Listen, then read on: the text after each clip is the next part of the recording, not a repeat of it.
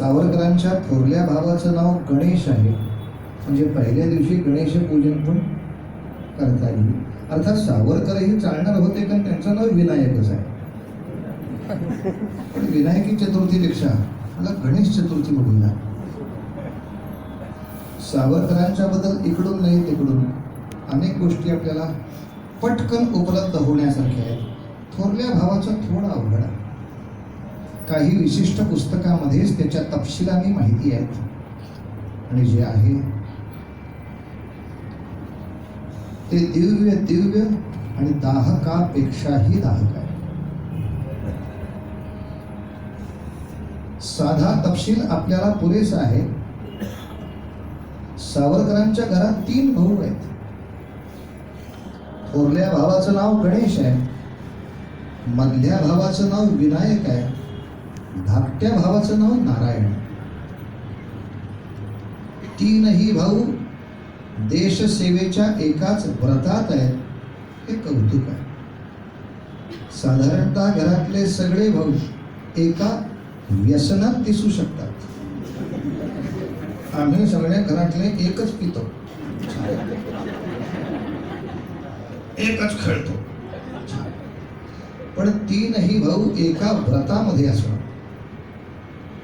ही अतिशय दुर्मिळ असलेली गोष्ट या घरामध्ये होती. आणि थोरल्या भावानी आणि धाकट्या भावानी जणू व्रतच घेतलं होतं की मधल्या भावाला मोठा करायचा. चरित्राचं साम्य बघाल तर ज्ञानेश्वरांच्या चरित्राशी आहे. ज्ञानेश्वर माऊलींना गुरु अनुग्रह प्राप्त व्हावा म्हणून वाघाच्या तोंडी गेले कोण? निवृत्तीनाथ. निवृत्ती, ज्ञानदेव, सोपान आणि विठ्ठलपंत हे सगळे त्र्यंबकेश्वराच्या तिथे राहत असताना त्र्यंबकगिरीला प्रदक्षिणा करताना गहिनीनाथांनी एक वाघ पाठवला निवृत्तीला घेऊन ये सांगून. आता हा नाथांनी पाठवलाय कोणाला माहित नाही, पण त्या वाघाच्या भीती बरोबर जावं लागलं. पुढे अनुग्रह प्राप्त झाला हा विषय वेगळा, पण वाघाच्या तोंडी जाणं हे करावं लागलं थोरल्याला. आयुष्यभर मदत करणं, पाठीशी राहणं हे करावं लागलं धाकट्याला. नाव झालं मधल्याचं मोठं, पण मधल्या भावाचं नाव मोठं झालं म्हणून दोघांनाही असूया नाही, द्वेष नाही. अशी दुर्मिळ माणसं सापडणं आता शक्य नाही. जरा ह्याच्याऐवजी ह्याचं कौतुक झालं की लागली आग समजा होळीची.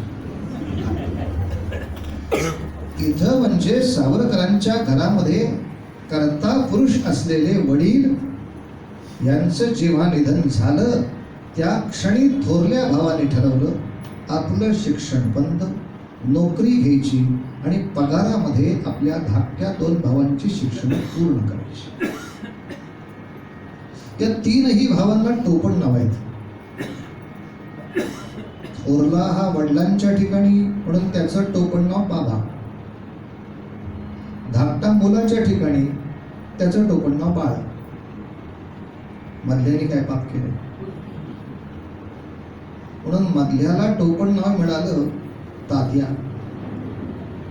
तात्या हा शब्द साधारणतः फार लहान असताना फार मोठ्या माणसासारखं जो बोलतो त्याला तात्या म्हणतात. या नियमाने विनायकाचं कायमचं नाव तात्या. थोरल्याचं टोपण नाव बाबा, धाकट्याचं टोपण नाव नारायण. सावरकरांनी त्यांच्या चरित्रामध्ये असा उल्लेख केलाय की आम्हा 2 भावंडांना शिकवता शिकवता माझा हा थोरला भाऊ गणेश आणि त्याची बायको यशोदा.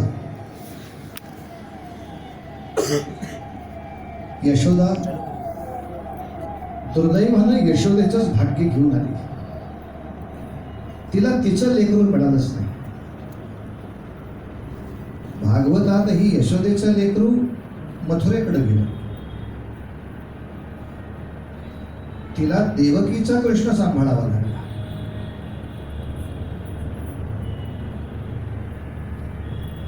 तसं या यशोदेला तिचं म्हणून लेकरू नाहीच मिळालं. त्या पठ्ठीनं ठरवलं ही दोन माझी दीर नावाची जी भावंड आहेत ना आपली ही मुलं, हे दोन आपले कृष्ण कन्हैया, यांच्या शिक्षणासाठी या पट्टीनं आपल्या माहेरून आणलेलं जवळजवळ सगळं स्त्रीधन खर्च केलं. असं हे चरित्र असल्यामुळे याच्यावर मालिका होत नाही. आम्ही ही स्टोरी दिली होती टीव्हीवर, म्हणजे काय वाटोळं करता का काय आमच्या मालिकांचं, काय त्याला TRP पाहिजे ना. TRP म्हणजे आता कसं वाढवणार. तुम्ही असा प्रसंग नाही का टाकू शकत की थोरला भाऊ आणि बहिणी असा प्लॅन करतात की या दोघांना कसं हाकलायचं, मग वो प्लॅन में कैसे कामयाब होते या नहीं होते. सस्पेन्स खाटर गेला तुझा सस्पेन्स.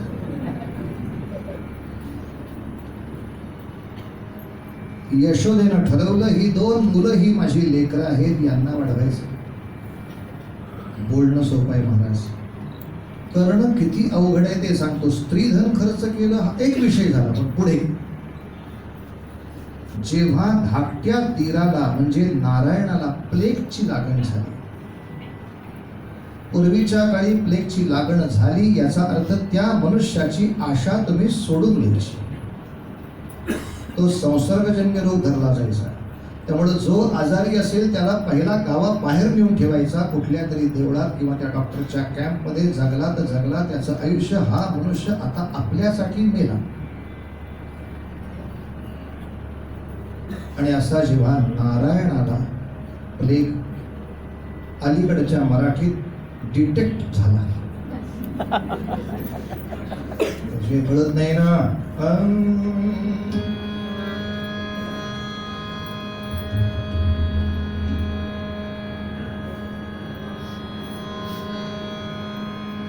नारायणाला शालीमध्ये लपेटून गावाबाहेर आणला.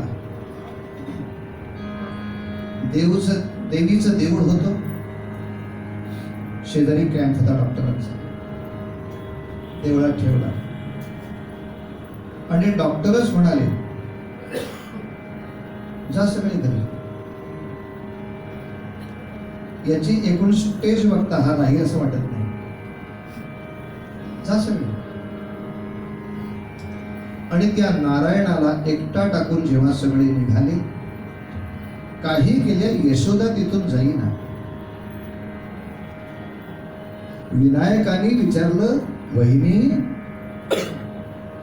अगं काय येडेपणा, मी नारायणाबरोबर राहणार आहे देवळात,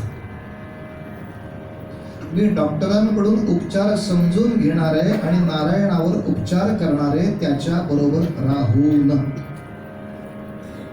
अगं वहिनी हा संसर्गजन्य रोग आहे, तुला संसर्ग लागला तर त्याच्या सकट मरेन, लेकराला सोडून घेणार नाही. लेकरू आहे म्हणणं सोपं आहे, मृत्यूची वेळ आल्यानंतर सुद्धा यशोदेनं ताकद दाखवली. ती सांगतीये गावकऱ्यांना, का रे बोलवती शब्द कसे कसे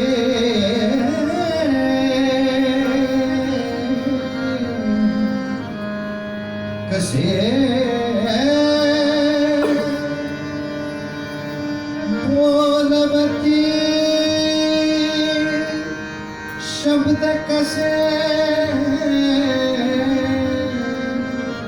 कसे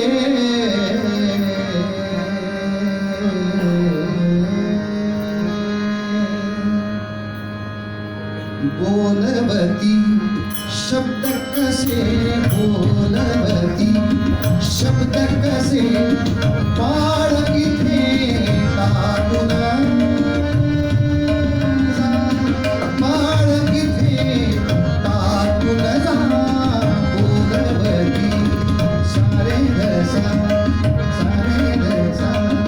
बोलवती शब्द कसे बोलवती शब्द कसे बाळ इथे टाकून जा नारायण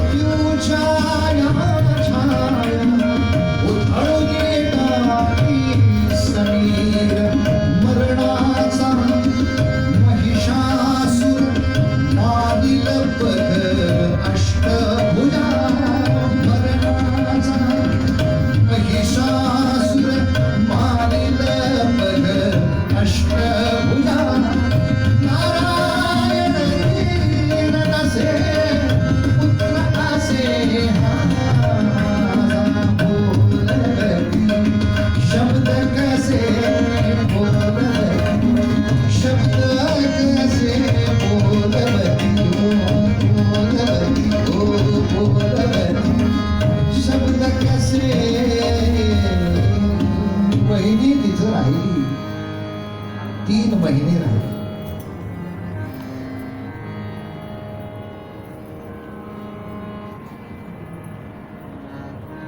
पठ्ठीनं डॉक्टरांकडनं उपचार समजावून घेतले. 3 महिने उपचार केले आणि दीराला खडखडीत बरा करून घरी आणला. त्या काळातली डॉक्टरी विश्वातली ही चमत्कारिक गोष्ट होती.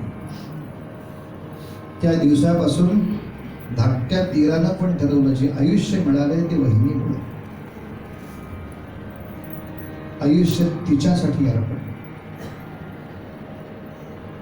या गणेशाचा आणि यशोदेचा त्याग लिहिताना विनायक सावरकर असं लिहितात की या नवरा बायकोला म्हणजे माझ्या भावाला आणि वहिनीला आम्ही 10 वर्षात कधीही नवीन कपड्यात पाहिलं नाही. शेवटी कित्येक वेळेला फीच्या नावाखाली आम्ही त्यांच्याकडनं पैसे घ्यायचो. दिवाळीसाठी नवी धोतर जोडी, नवी साडी नेऊन द्यायचो. बाबा खूप रडायचा, अरे वडील गेल्यानंतर तुम्हाला सांभाळणं माझं काम आहे, मला देता का?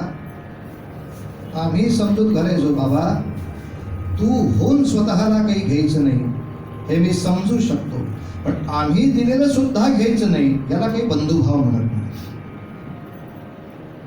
अशी गळ घालून त्याला द्यावं लागेल.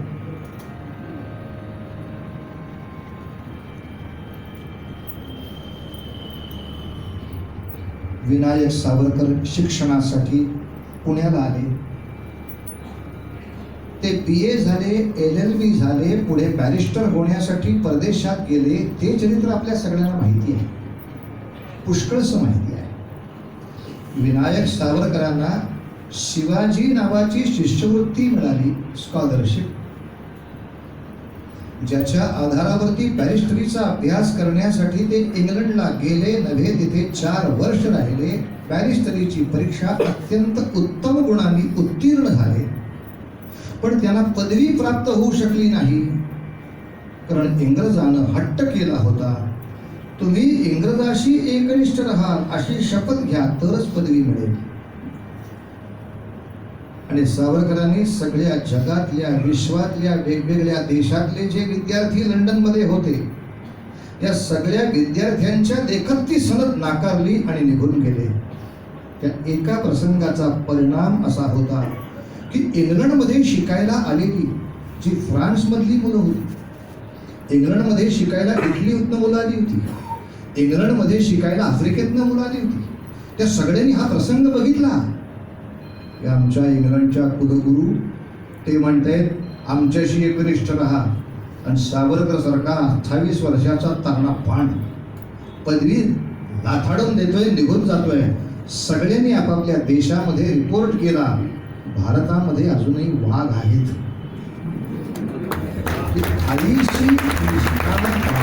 नका ते मला तोंडावर सांगताय. तुमच्याशी एकनिष्ठ राहा या शब्दाचा अर्थच मी भारताशी बेमान होणं आहे. आईशी बेमान होऊन मी श्रीमंत झालो. मला पदवीचा मोह नाही, आणि म्हणून इतक्या धाडसानं ते नाकारलं. हाच अर्थ त्या कवितेत आहे, पण दुर्दैव तेच झालंय, त्याचा स्वल्पविरामच कोण बघत नाही. त्यामुळे अर्ज गळत नाही, स्वल्प असला तरी विराम आहे. आपण बॅरिस्टर होऊ का नाही माहीत नाही. इतकंच नव्हे तर सावरकरांनी इंग्लंडला पोचल्यानंतर शस्त्राचं शिक्षण घेतलं, शस्त्र मिळवली, गुप्तरित्या भारतात पाठवली. ते आता उघडकीला आलं होतं, म्हणून सरकारचं वॉरंटही निघालं होतं. आता 2च आयुष्याला पर्याय होते, एक निष्ठा विका, जन्मभर श्रीमंत राहा, निष्ठावान व्हा, पुढल्या महिन्यात फाशी जा. 2 रस्ते आहेत तात्या. आणि या विमनस्क अवस्थेमध्ये सुद्धा सावरकरांच्या मुखातून काव्य येतं, नेम जसी नेम परत मातृभूमीला, सागरा प्राण तळमळला. खरं सांगू सागरा, नभी नक्षत्रे बहुत, आकाशात खूप नक्षत्र आहेत, नभी नक्षत्रे बहुत, एक परी प्यारा मज भरतभूमीचा तारा, हा स्वल्पविरामाचा फायदा.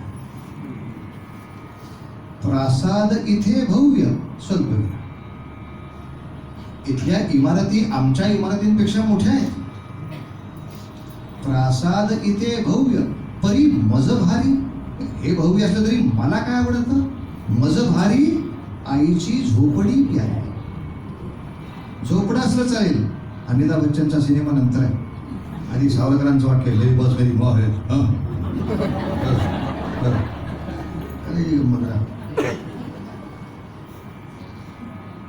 आईची झोपडी प्यारी. आता स्वल्पविराम कसा आहे पहा.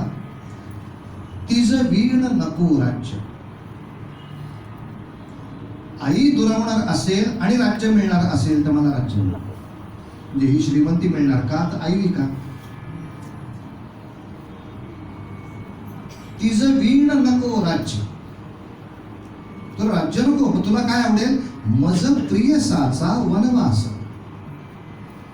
मला प्रिय असेल वनवास. का प्रिय असेल? तो तिच्या वनातला असेल. वनवास तिच्या जरीवरीचा. होतं काय? स्वल्पविराम गचकला की तिज वीण नको राज्य मज प्रिय साचा.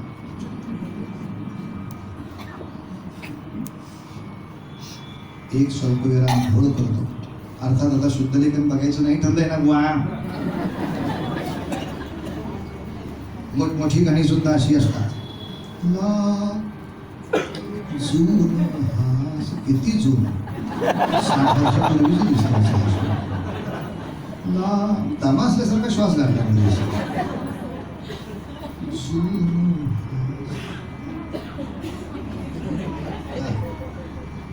घ्या श्वास. तेवढं कळव पुरेसा. ती आम्र वृक्ष वत्सलता. त्या वनवासात काय काय आहे?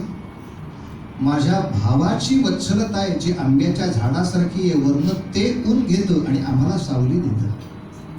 ती आम्र वृक्ष वत्सलता आहे. त्याच्या आधाराने 2 वेली उभ्या आहेत. एक त्याची बायको, एक माझी बायको. मी लंडनला आहे पण माझी बायको घरीच आहे. नव कुसुम युता, नवीन फुलं आलेल्या सुलता, लता वेली. त्या वेली, तो आम्रवृक्ष, थोरला भाऊ आणि आमच्या बागेतला असलेला माझा धाकटा भाऊ बाळ. आणि सावरकर लंडनला होते तेव्हा त्यांनाही एक मुलगा होता, तेही त्यांचं बाळ. हा सगळा फुलबाग मला पारखा झाला आहे. सागरा, ज्या आईसाठी मी मरायला तयार आहे तिचं एकदा तरी दर्शन घेऊ दे, मग मार पाहिजे तर. कारण आत्तापर्यंत अनुभव असा आहे की मदनलाल धिंगरानं लंडनमध्ये पराक्रम केला, त्याला लंडनमध्ये पकडला, लंडनमध्येच फाशीला दिला, त्याला भारत बघता नाही आला. शक्यता ही आहे मला अटक होऊन माझी उत्तरक्रिया इथंच होईल. उत्तरक्रिया होईल याचा त्रास नाही आहे. एकदा आईला पाहू.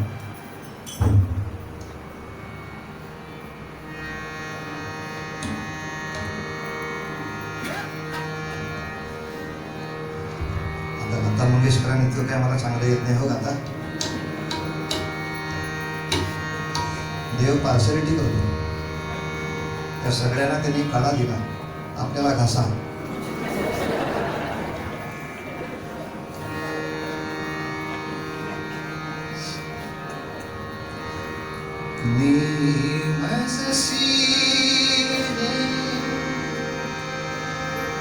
परत मातृभूमीला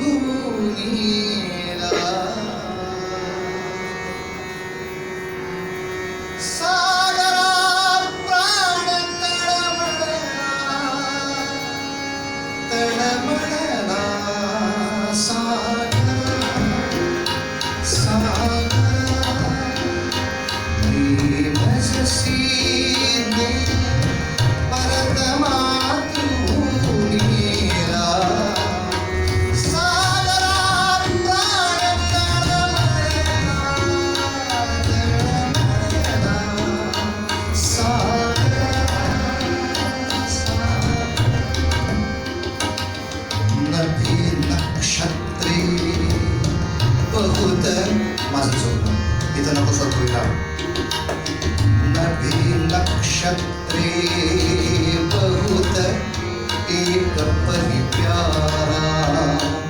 मज भरत भूमीचा तारा का साध इथे भव्य परी मज भारी आईची झोपडी प्यारी ती जगीन नको राज्य मज प्रिय साचा वनवास तिच्या जरी मनीचा ती आम्रवृक्ष वत्सल तारे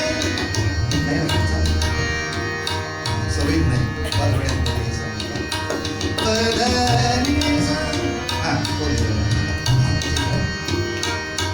ती आम्रवृक्ष वत्सल तारे नव कुसुमयुता त्या सुनतारे तो बाळ गुलाबही आलारे भाग्यमला हाय पाळखा झाला सागरा प्राण तळमळला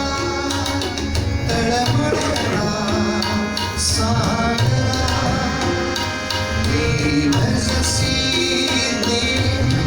परत मातृभूमीला सागरा प्राण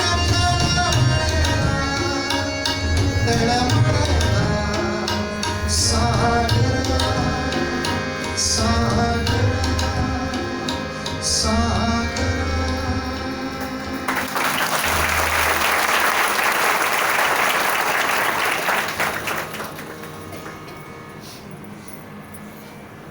पण या सावरकरांच्या लंडन मधल्या कार्याला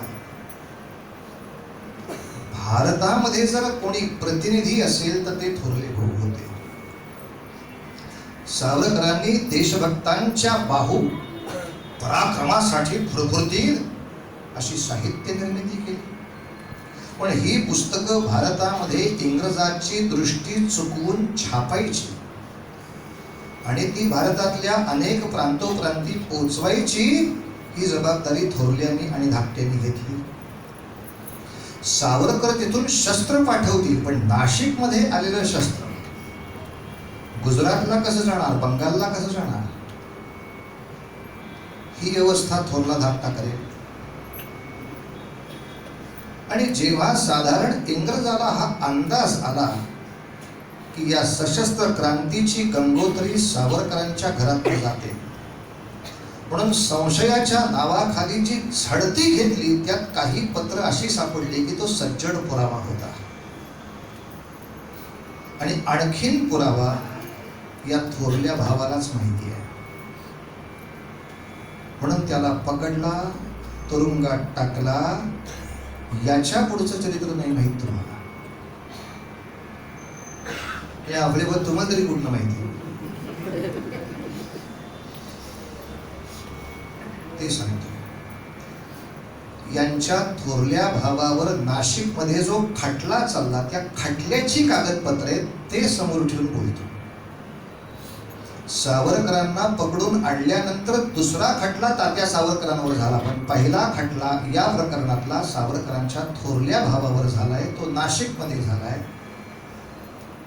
आणि या खटल्याचं जे कामकाज चाललं त्याच्यामध्ये ज्या अनेक जबान्या आल्या ते डोळ्यासमोर ठेवून बोलतो. न्यायाधीशानं पोलिसांना विचारलंय आणखीन कोणाकोणाची नावं कळली. या पत्रापलीकडे कोणाचंच नाव कळलेलं नाही का हा माणूस काही बोलत नाही. आता कस्टडीमध्ये गुन्हेगारांनी बोलावं म्हणून पोलीस काय मारतात याची आपल्याला साधारण कल्पना आहे. काठीनं, पट्ट्यानं, साखळीनं, सळईनं अतिशय अमानुष मारहाण होते. पोलिसांचं स्टेटमेंट असं आहे, साहेब याला मारून आम्ही थकलो, हा बोलत नाही. आपण कल्पना करू शकता धाकट्या भावासाठी वाघाच्या तोंडी थोरल्या भावानं जायचं असतं म्हणजे काय.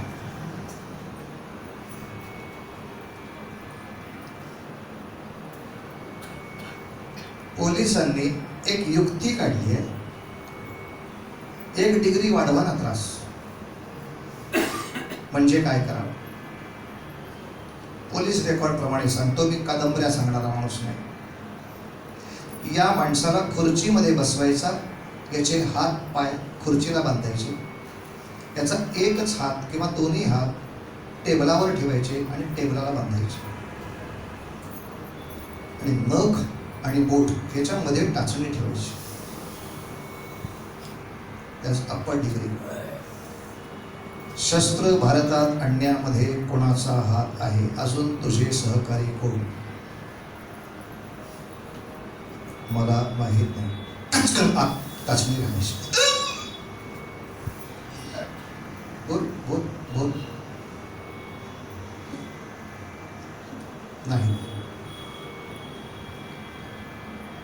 10ही बोटात 10 टाचण्या. पायाच्या बोटाला टाचण्या मारल्या. 3 दिवसानंतरची जबानी आहे. टाचण्या खोचून झाल्या, बोलत नाही. शिफारस आहे, लास्ट डिग्री ट्राय करा. लास्ट डिग्री म्हणजे शॉक देणे.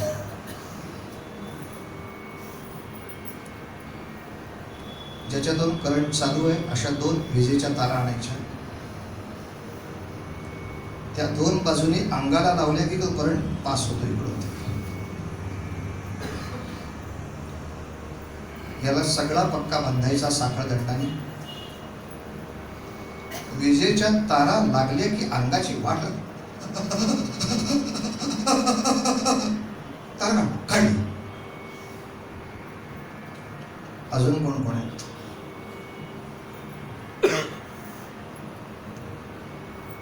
मला माहित नाही. असे शॉक देण्याची कमाल मर्यादा 40 मिनिट असते.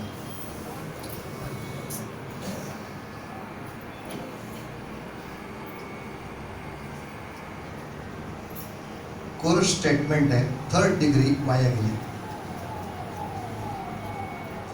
या सगळ्या प्रकारामुळे एकच त्रास झाला, त्यांना अर्धशिशी सुरू झाली. करंट सारखा अंगात गेल्यामुळे अमांश झाला. ते चालू शकायचे नाही. एक काठी घ्यायला लागायची, अशी काठी टेकत चालायची. पण याही सगळ्या त्रासानंतर आवश्यक असलेल्या कागदपत्रांना पुरेसं धरून त्यांना शिक्षा ठोठावली. 25 वर्ष अंदमान काळे पाणी सक्त मजुरी. सावरकरही अंदमानला गेले सक्त मजुरीसाठी, पण त्याच्या आधी 1 वर्ष त्यांचा थोरला भाऊ गेलाय. सावरकरांचं भाग्य थोर की त्यांना 50 वर्षासाठी पाठवलं, पण त्यांना अंदमानात राहावं लागलं 10च वर्ष.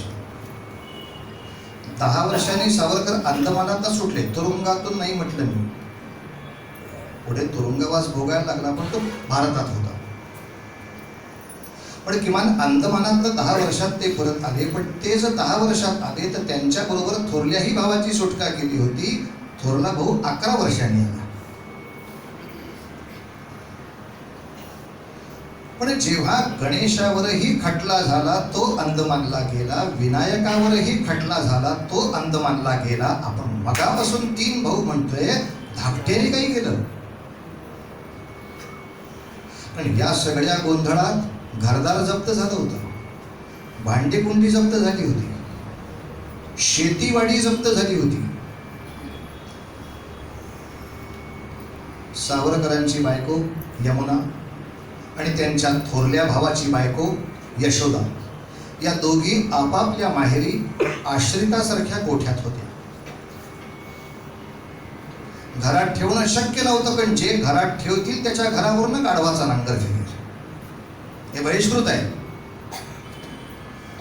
म्हणून धाकटा भाऊ शहाणा झाला.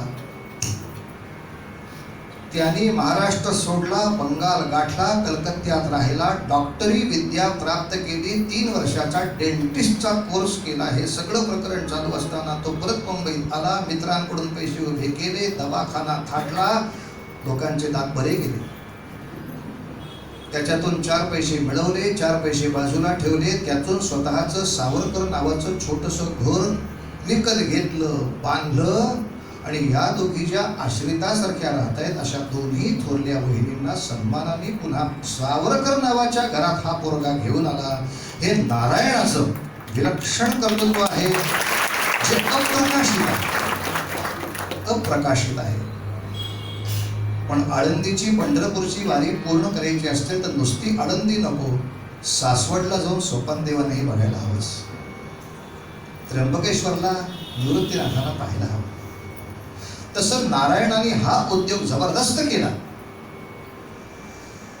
10 वर्ष जेव्हा सावरकर अंदमानमध्ये, या 10 वर्षातली पहिली 3-4 वर्ष हा शिक्षणामध्ये आहे. तो परत आला, पुढच्या 2 वर्षात दवाखाना सेटल केला, पुढच्या याच्यामध्ये घर घेतलं. आणि इतकंच नव्हे तर जी काँग्रेसची अधिवेशनं होत असत त्या अधिवेशनामध्ये जाऊन तुम्ही सगळ्यांनी सावरकरांच्या सुटकेचा अर्ज करा, आग्रह करा, याच्यासाठी आग्रह करणारा असा त्याचा कार्यभाग राहिला. आणि त्यांनी सरकारला एक अर्ज असा केला की माझा थोरला भाऊ गणेश सावरकर तोही अंदमानमध्ये आहे, माझा मधला भाऊ विनायक सावरकर तोही अंदमानमध्ये आहे. त्याला अंदमानात जाऊन आता 7-8 वर्ष झाली. अहो, जे गुन्हेगार खून करून अंदमानला जातात त्यांना सुद्धा कुटुंबाला भेटायला वर्षातनं एकदा परवानगी असते. 8 वर्षात आम्ही नातेवाईकांनी एकमेकांना पाहिलं पण नाही. आम्हाला किमान भेटायची परवानगी द्या. आणि आपल्याला बहुतेक भेटायला मिळणार या कल्पनेनं यशोदेला वेळ लागला. भटियार लागल्या मला पार्श्वसंगीतासारखा भटियार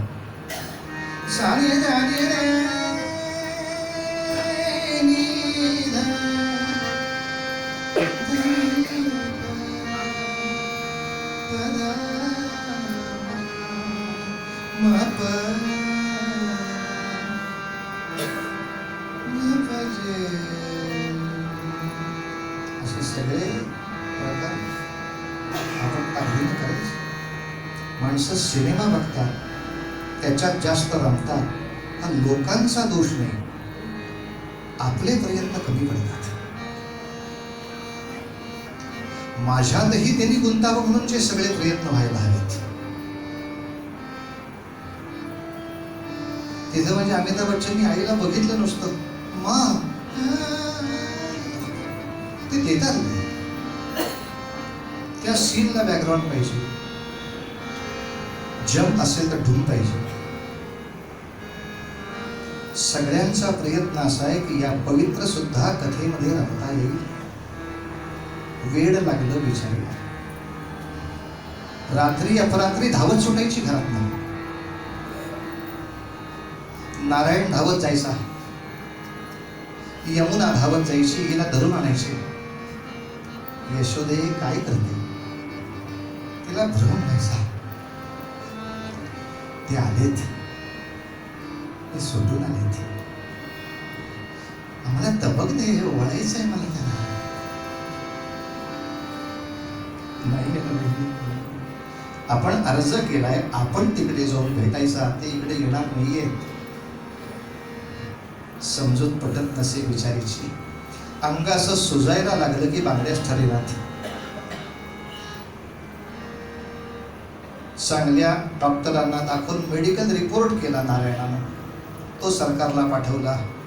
थोरल्या भावाची बायको मला आईच्या ठिकाणी असणारी, माझ्या प्लेगमध्ये मला आईची माया देणारी.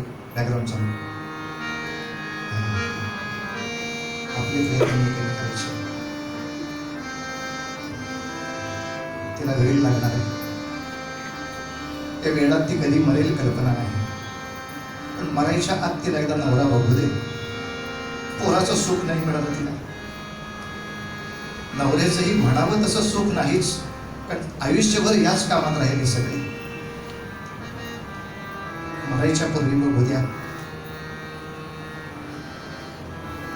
नाही ऐकलं सरकारने. शेवटी या वेळामध्ये यशोदा मेली. तिचा घरामध्ये 13वा चालला होता त्या दिवशीच तार आली. भेटीची परवानगी मान्य झाली आहे.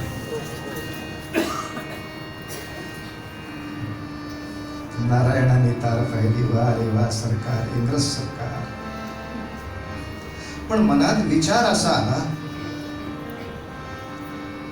थोरल्या भावाची बायको यशोदा नाहीये, पण विनायकाची बायको तर आहे. ते याही नवरा बायकोना भेटून 8 वर्ष होऊन गेली. ते यमुनेला घेऊन जाऊ, त्यांची भेट होईल. भेटीची परवानगी फक्त सरकार देणार होतं, खर्च आपल्यालाच करायचा होता. स्वतःच्या मित्रांकडून पैसे उभे करून आपल्या बहिणीला घेऊन नारायण गेला. मधल्या काळात नारायणाचं लग्न झालं होतं. नारायण, त्याची बायको, विनायक सावरकरांची बायको आणि एक आप्त, 4 जण गेले. अंदमानला जेलरच्या कार्यालयात जाऊन थांबले. तुरुंगात सक्त मजुरीच्या कामावर तात्या होते. निरोप पोचला, आपकी कोई मुलाकात आई आहे. दोघंही सावरकर बंधू कार्यालयात आले. समोर बघतात तो नारायण. 8 वर्षांनी भाऊ पाहिला. नारायण, ह्या मुलीला काही आपण ओळखत नाही. नारायणाची बायको असणार ही त्याची चांगली गाण्यापुरतं नाही, सीन चालू आहे.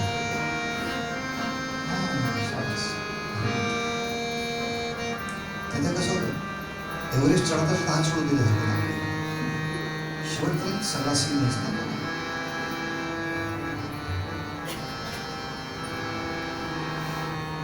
नारायण दिसतोय, त्याची बायको दिसते आणि यमुना दिसतोय. तर काहीही बोलणं सुरू करण्यापूर्वी तात्याचा पहिला प्रश्न हाच,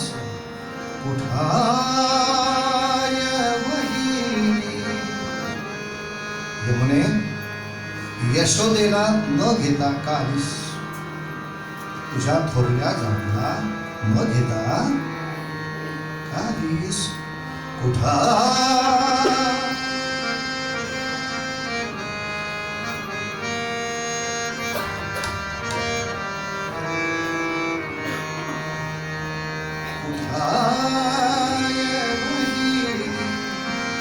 सांग साजणी, अगं आलीस तू एकटी,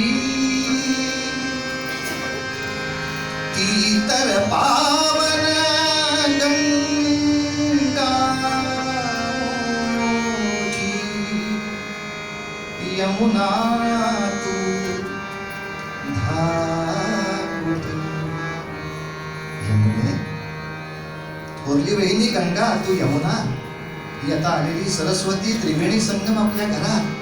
कुठाय बहिणी सांग साजणी, आलीस तू एकटी, ती तर पावन गंगा मोठी, यमुना तू धाकुटी.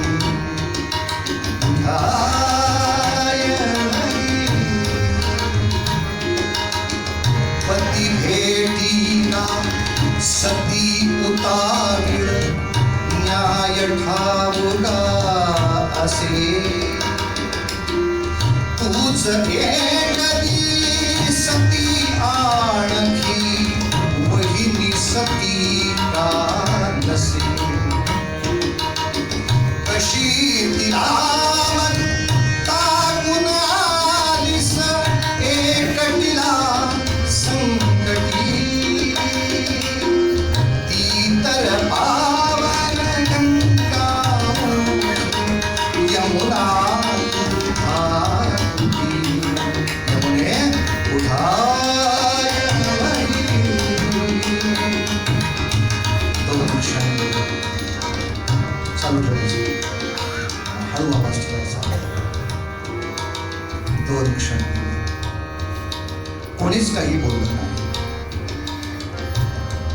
बाबा सावरकर उठले आपल्या जागेवरून.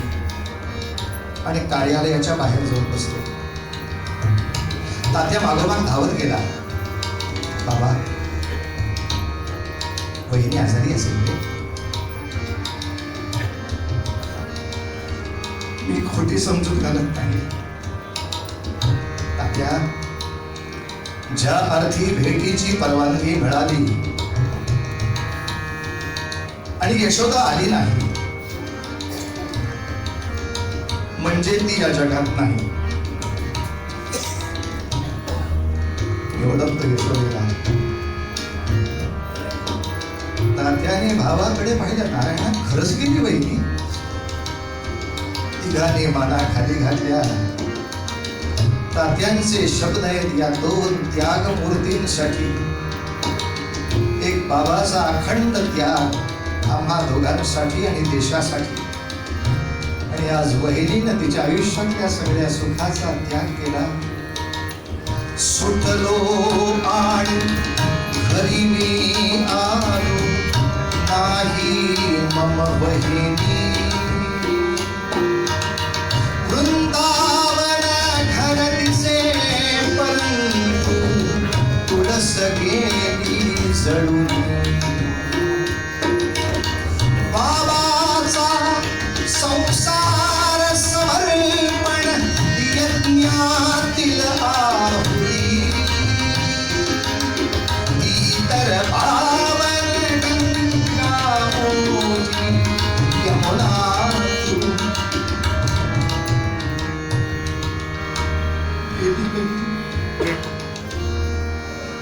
घास आईचा मायेचा तिने मला बरविला. आई विधागे पुन्हा पोरका तात्या हाचा. कोण असेल तलयंकर शंकर. लपली तिला भूजटी. ती तर पावन गंगा होती यमुना होती. शेवटी नारायण म्हणला, तात्या, गेल्या जीवाचं दुःख करत असताना असलेल्या जीवाची काळजी सोडायची का?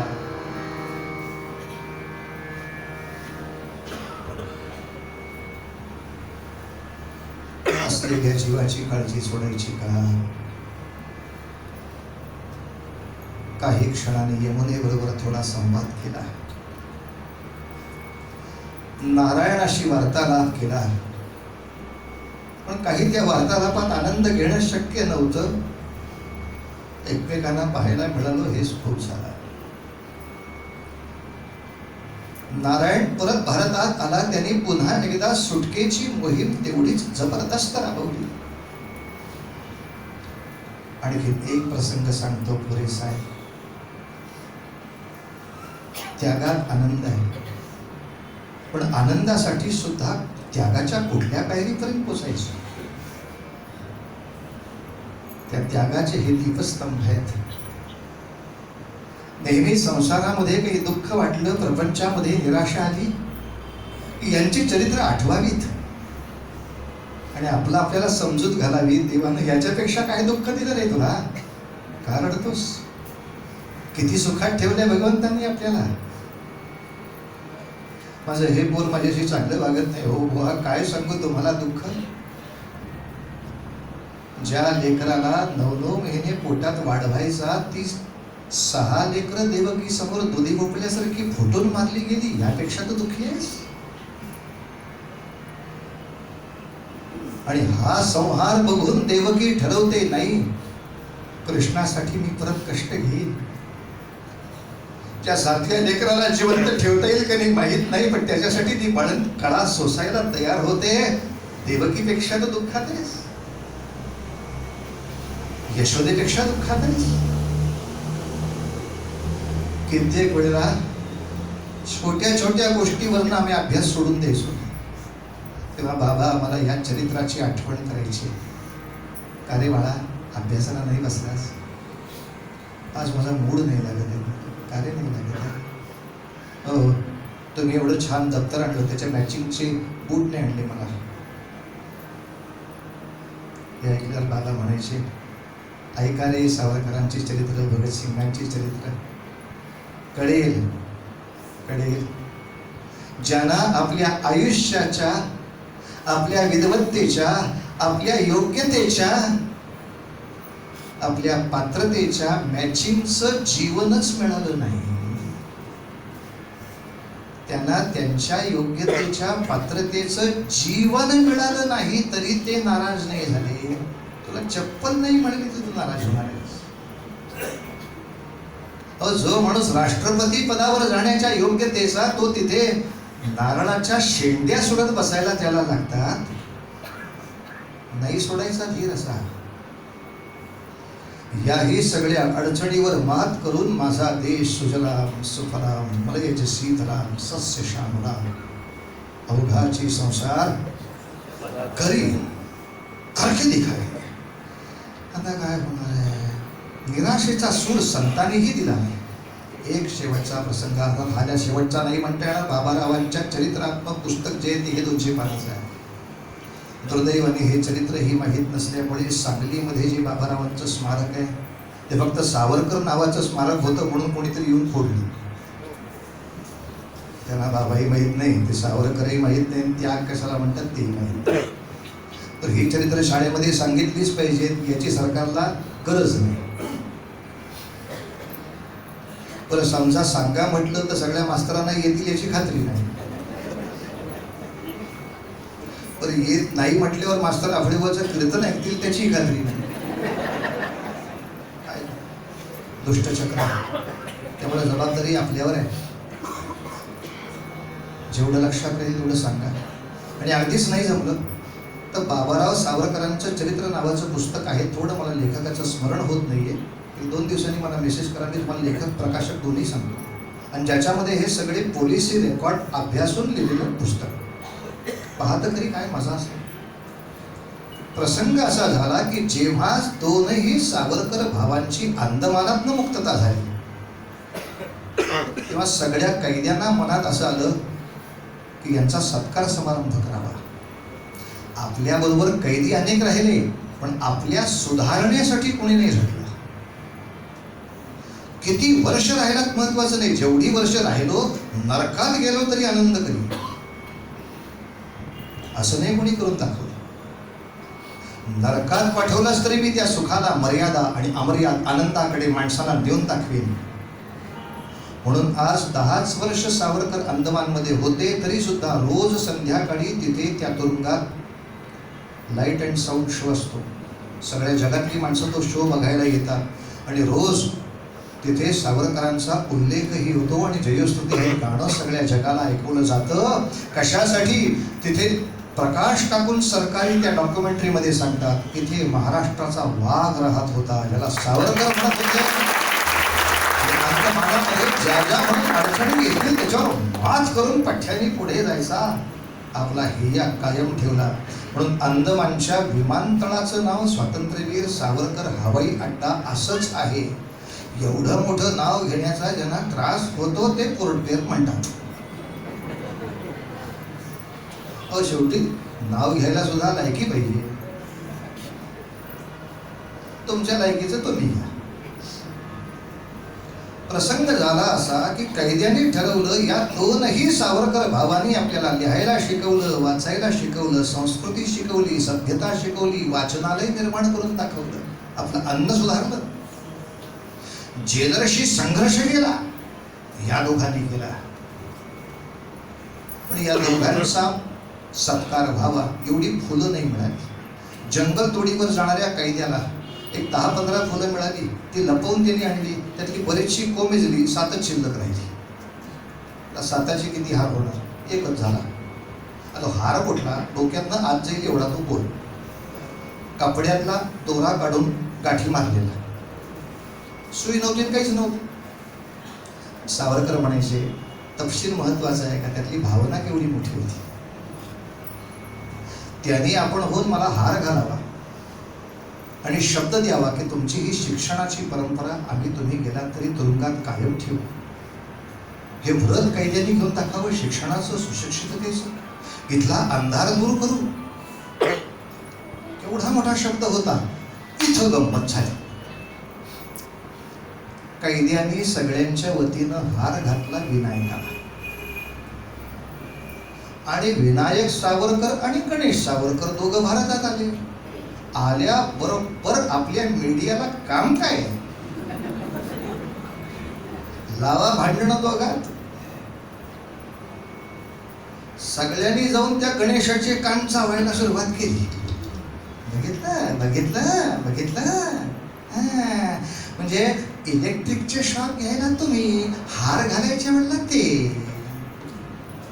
हार घेऊन तो समोर आला तेव्हा ते काय नाही म्हटले, हे माझे थोरले भाऊ आहेत, यांना हार घाला. कसा स्वतः घालून घेतला हार. टाचण्या टोचायचे होते बोटात तेव्हा तुम्ही हाराच्या मध्ये. ते तुमच्या भावाला किंमत आहे का तुमची? सोडा भावाचं, भावाची साथ सोडा. पण साधारणतः का कुणास ठाऊक सगळ्या जगातल्या नतद्रष्ट लोकांना भाऊ जितके भांडतील तेवढा आनंद होतो. मग ते राजकीय पक्षातले असोत,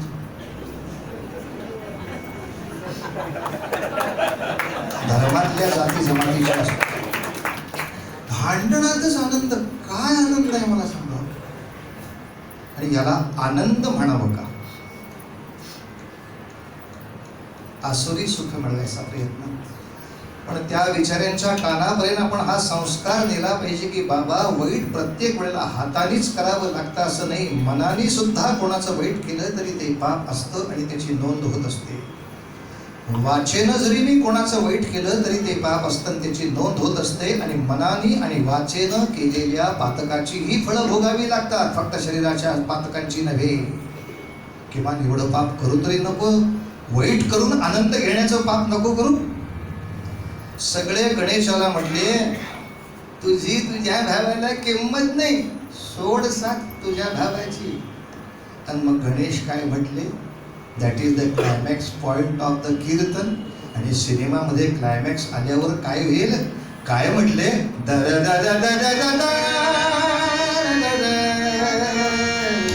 अर्थात यांना येत नाही असं नाही. काही कीर्तनकारांनाच असं केलेलं आवडत नाही, त्या भीतीपोटी बिचारे शांत बसतात. हो गणे वाजवायला गेले तर तुम्ही असं मला डिस्टर्ब होते, म्हणजे बोंबलं कसं होते. त्यामुळे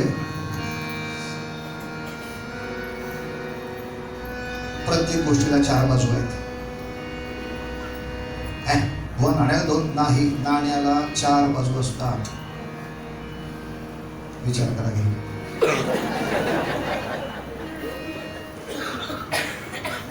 क्लायमॅक्स पॉइंट कशासाठी चांगलं वागायचं?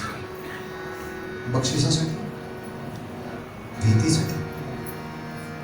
चांगलं करण्यातच आनंद आहे. म्हणून गणेशानं जे सांगितलं ते त्या काळातल्या भारतातल्या सगळ्या वृत्तपत्रात छापून आलं होतं. पेपर बातमी सांगतो. ते मीडियावाले सुद्धा म्हणले काय आम्ही प्रयत्न केले हो, याच्यात भांडणं लागायची, लागलीच नाही. त्याचं कारण भावना एकच होती. गणेश सावरकरांचं वाक्य, वेड्यानो आपण सगळे देशभक्त मिळून भारत मातेच्या स्वतंत्रतेचं मंदिर उभं करतोय. एकदा मंदिर करायचं म्हटलं की त्यात कोणी उंबरठा असणार, कोणी चौथरा असणार, कोणी खांब असणार. माझा तात्या त्याच्या गुणाने, त्याच्या पराक्रमाने, त्याच्या त्यागाने चौथऱ्यातला दगड झाला. पायरीच्या ठिकाणी चौथऱ्यावर फुलं पडायची, पायरीवर पाय पडायचे. पण चौथऱ्यावर फुलं टाकण्यासाठी माणसं आपल्यावर पाय देऊन जातात, म्हणून पायरीनं कधी रागवायचं असतं.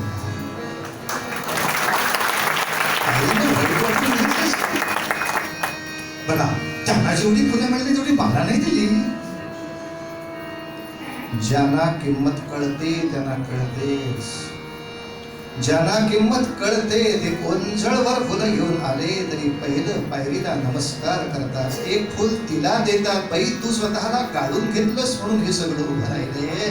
बाकीची फुलं आत कितीही जरी वाहिली, ज्याला कळतं त्याला ते कळतं.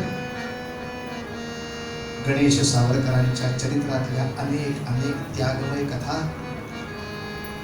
त्यातल्या काही कथा या कीर्तन महोत्सवाचा प्रारंभ गणेश पूजेनं करावा या हेतूनं एक माहीत नसलेल्या 4 गोष्टी सांगितल्या. यशोदेचा दुःखमय त्याग सांगितला.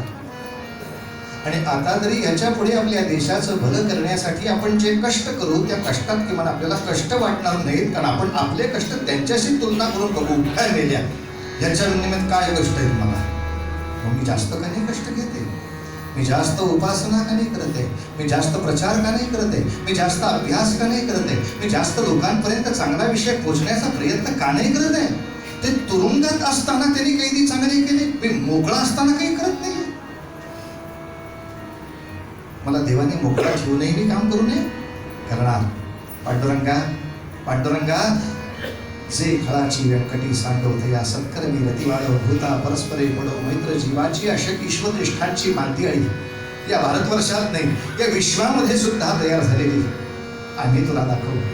तू शाबासकी द्यावीस म्हणून नाही, तू नरकात टाकशील या भीतीने सुद्धा नाही, तू आमच्यावर संस्कार हे चांगले केलेस. पांडुरंगा चांगलं वागण्यात आवडावं, चांगलं वागण्याचा आनंद घ्यावा आणि हेच त्यागाचं आनंदमय दान पुढच्याही पिढीला पोहोचवण्यामध्ये आयुष्याची धन्यता मानावी. हे जीवन हा संस्कार आम्हाला दिलास, त्या संस्काराला आम्ही पूर्ण उतराई हो. पांडुरंगा अवघाची संसार सुखाचा करी आनंदे भरीन तिन्ही लोक, आनंदे भरीन तिन्ही लोक, आनंदे भरीन तिन्ही लोक, आनंदे भरीन तिन्ही लोक, तिन्ही लोक, तिन्ही लोक.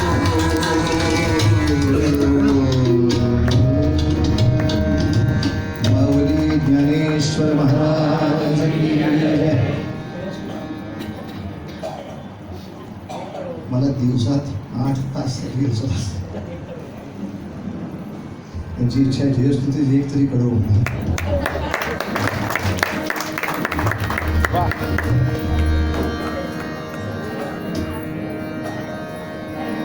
एकच कडवू म्हणतो लगेच आरती. आता वाजले की 12 नको म्हणतो. 1 2 3 4 जयोस्तुते जयोस्तुते श्री मंगले शिवास्पदे शुभते स्वतंत्रते भगवते त्वामहं यशोयुता वन्दे यशोयुता वन्दे यशोयुता वन्दे यशोयुता वन्दे. आकाशे चैतन्यमूर्ततु नीति संपदाची, आकाशे चैतन्यमूर्ततु नीति संपदाची, स्वतंत्रते भगवती श्रीमती आदि पूजाची, स्वतंत्रते भगवती श्रीमती आदि पूजाची. परवशते चातमामरुचि आकाशी होसी, स्वतंत्रते भगवती, स्वतंत्रते भगवती स्वागणी समसमलकशी. वन्दे त्वामहं यशोयुता वन्दे यशोयुता वन्दे. जयोस्तुते जयोस्तुते श्री मंगले शिवास्पदे शुभते स्वतंत्रते भगवते त्वामहं यशोयुता वन्दे यशोयुता वन्दे वन्दे वन्दे.